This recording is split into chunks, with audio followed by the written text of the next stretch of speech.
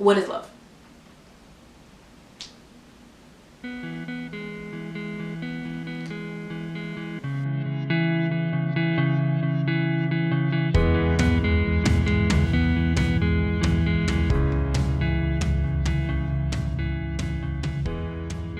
That it didn't just say love your neighbor. It says love your neighbor as you love yourself.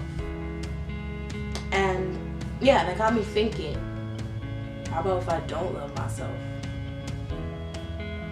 How many times a day do I talk bad about myself?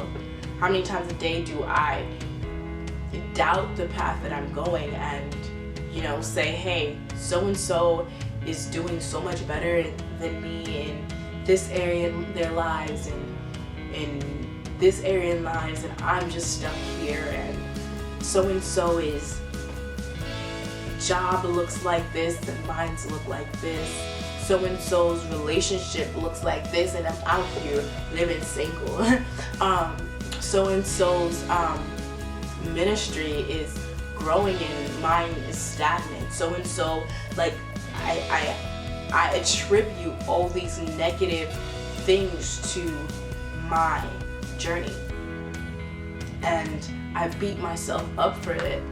And I started to read that passage, like, how can I love others and my neighbors if I don't love myself? How can I love those who are around me and speak in love and uplift someone if daily, hourly, I'm speaking negative things on myself? Love your neighbor as you love yourself. And then I started to realize that's why the first greatest commandment was love your God with all your heart and all your soul. And then it was love your neighbor as you love yourself. And I started to realize that even though 1 Corinthians 13 paints out a perfect picture of what love is, the characteristics of love and how we can walk in love and know when we are walking in love, we are never going to be able to attain that if we do not first love God with all our hearts, our minds, and our souls. And when we start to love God, we will learn how to love ourselves, because you look to the Creator to fix the creation.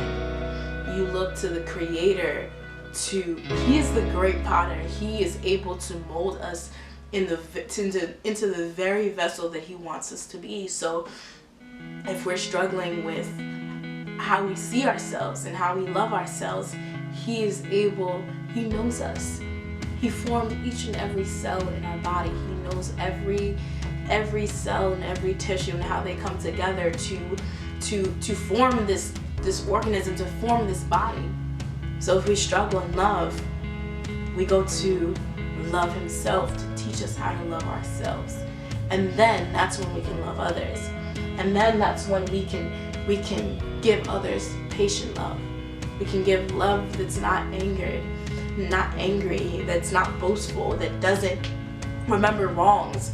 Love that it's like every time we mess up, we always remember our mess ups and our sins and our wrongdoings. It's like, and we fall, and God just says we're forgiven. He's forgiven you completely. He's cast your sin as far as the east is from the west, to be remembered no more.